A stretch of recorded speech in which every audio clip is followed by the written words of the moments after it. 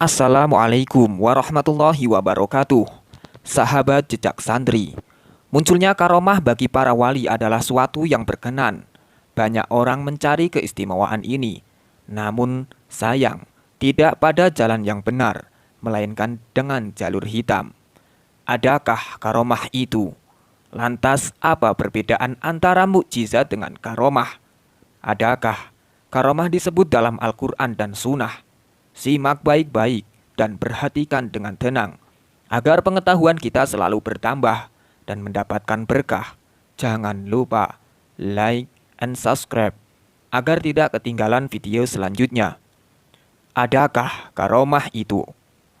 Dalam hadis qudsi yang diriwayatkan oleh Al-Imam Bukhari dari Abi Hurairah, Allah Subhanahu wa Ta'ala berfirman yang artinya, "Barang siapa memusuhi waliku, maka sesungguhnya ia telah menentangku berperang, selama hambaku mendekat kepadaku dengan melaksanakan apa yang telah aku fardukan kepadanya, selama hamba-hambaku mendekat kepadaku dengan melaksanakan amalan-amalan sunnah sehingga aku mencintainya.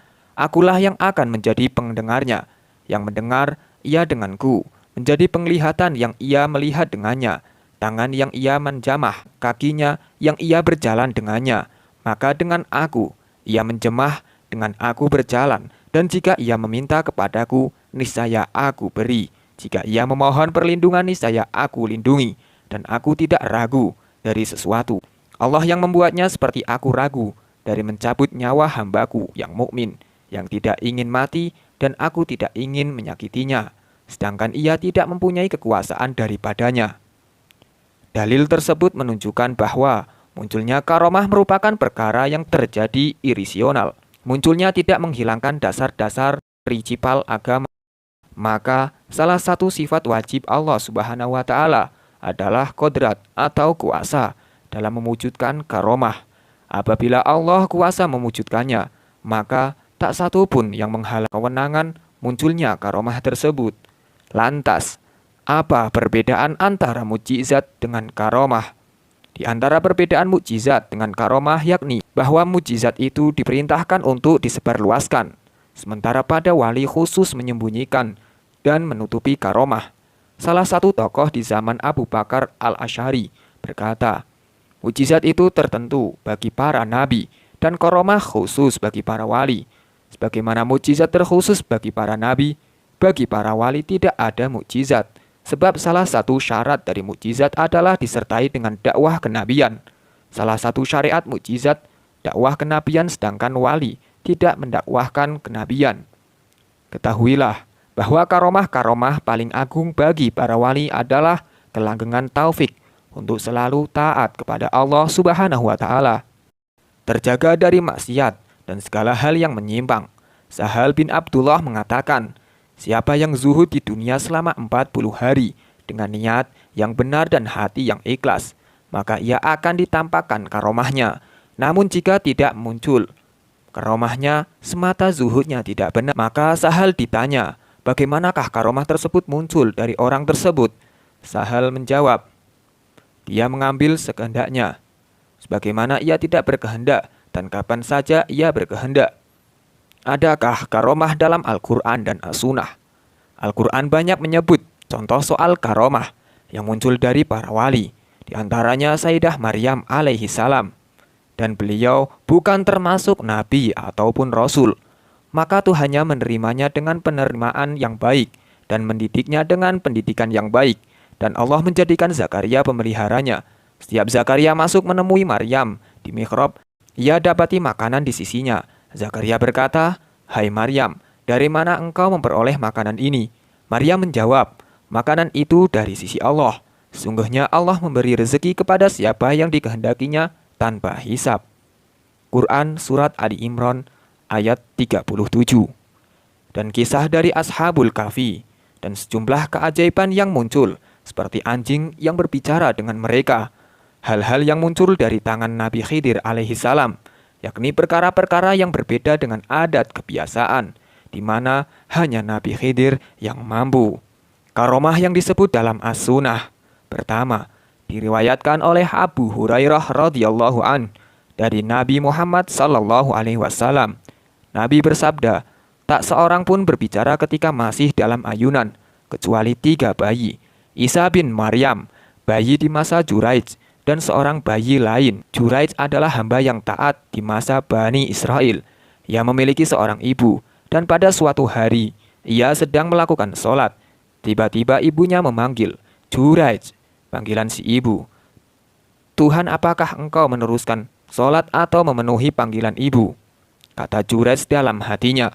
Namun Juraij tetap saja melakukan sholat, dan panggilan si ibu berulang-ulang. Kemudian ibunya merasa jengkel, lantas doa kepada Allah, "Ya Allah, jangan engkau ambil nyawa Juraij hingga wajah seorang pelacur engkau tampakkan di hadapannya." Tak lama pelacur pada zaman Bani Israel itu berkata kepada banyak orang, "Aku akan menggoda Juraij hingga ia mau berzina." Pelacur itu pun mendatangi Juraij, namun gagal menggodanya. Karena Juraij tidak mau, maka sang pelacur beralih merayu si penggembala, dan si penggembala itu pun mau menyetubuhinya. Akhirnya pelacur itu hamil. Orang-orang menanyakan, "Anak siapa gerangan?" Pelacur itu menjawab, "Ini anak Juraij." Lalu kaum Bani Israel mendatangi dan merobohkan dan memaki-maki Juraij. Tepat dalam keadaan sholat, Juraij lantas berdoa kepada Tuhannya dan mendekati si bocah. "Hai bocah, siapa ayahmu?" tanya Juraij. Bocah itu menjawab, "Ayahku adalah pengembala." Seketika kaum Bani Israel menyesali tindakannya dan meminta maaf pada Juraij. Mereka mengatakan pada Juraij, "Kami akan membangun kembali suraumu." Namun Juraij menolak, dan dia bangun sendiri seperti bangunan semula. Karomah yang disebut dalam as-sunnah. 2 hadis tentang gua. Rasulullah Shallallahu Alaihi Wasallam bersabda, 3 laki-laki dari orang-orang terdahulu sebelum kalian berangkat pergi, dan mereka harus menginap di sebuah gua. Tiba-tiba ada batu besar di atas bukit tergelincir, sehingga menutupi pintu gua. Mereka berkata, "Demi Allah, kita tidak bisa selamat dari batu besar ini, kecuali kita berdoa kepada Allah lantaran amal-amal soleh." Salah seorang mereka berkata, "Aku mempunyai 2 orang tua yang sudah sama-sama tua. Aku tidak pernah minum terlebih dahulu, juga sebelum keduanya. Suatu hari aku disibukkan pekerjaan, sampai aku tidak datang di waktu sore. Ketika pulang keduanya tertidur, lantas aku membuat susu minuman sore untuk keduanya. Ketika aku hidangkan untuk mereka, ternyata keduanya telah tidur pulas. Aku merasa bersalah jika membangunkan mereka, dan aku tidak ingin meminumnya sebelum keduanya meminum. Aku hanya bisa berdiri, sementara tempat minuman ada di tanganku, sambil menunggu bangunnya mereka berdua. Hingga fajar tiba, keduanya pun bangun lalu meminum minuman sore itu.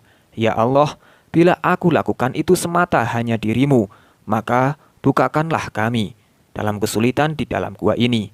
Lalu batu itu pun bergeser sedikit, namun belum memberi peluang mereka untuk keluar. Orang kedua berkata, "Ya Allah, aku punya adik perempuan, paman yang aku cintai. Suatu ketika aku merayu dirinya, namun dia menolak. Sampai akhirnya aku sangat sedih selama setahun. Suatu ketika ia datang kepadaku, dan kuberi 120 dinar, dengan syarat ia mau berduaan saja antara diriku dengan dirinya. Maka kami pun berduaan. Ketika aku menguasai dirinya, ingin menyetubuhinya, dia berkata, 'Bagimu aku halal memecah cincin kecuali yang berhak.' Maka aku merasa berdosa untuk menyetubuhinya, dan aku pergi meninggalkannya. Padahal ia adalah gadis yang aku cintai, sementara aku tinggalkan uang yang telah kuberikan kepadanya.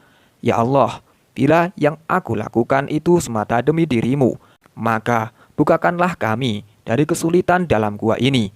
Lalu batu itu pun bergeser lagi, namun mereka masih belum mampu keluar dari gua itu. Kemudian orang ketiga berkata, "Ya Allah, sesungguhnya aku mempekerjakan para pekerja. Kemudian aku telah memberi upah mereka semuanya, kecuali seorang di antara mereka yang pergi begitu saja. Namun upah itu aku simpan dan aku kembangkan. Suatu saat dia datang kepadaku sambil berkata, 'Hai Abdullah, mana upahku itu?' Ku jawab, 'Upahmu itu adalah semua yang kau lihati, antara lain unta, kambing, sapi, dan budak itu.' Ia berkata, 'Wahai Abdullah, kamu jangan menghinaku.' Aku katakan, 'Aku tidak menghinamu.' Lantas kuceritakan kisahnya, dan semuanya diambil dan digiringnya. Tidak disisakan sama sekali. Ya Allah, apabila yang kulakukan itu semua demi dirimu, maka bukakanlah kami dari kesulitan dalam gua ini. Batu itu pun bergeser lagi. Mereka pun akhirnya bisa keluar dari gua. Hadis ini merupakan hadis sahih muttafaqun alaih. Allahumma khtim lana bil Islam, wakhtim lana bil iman, wakhtim lana bil husnil khatimah.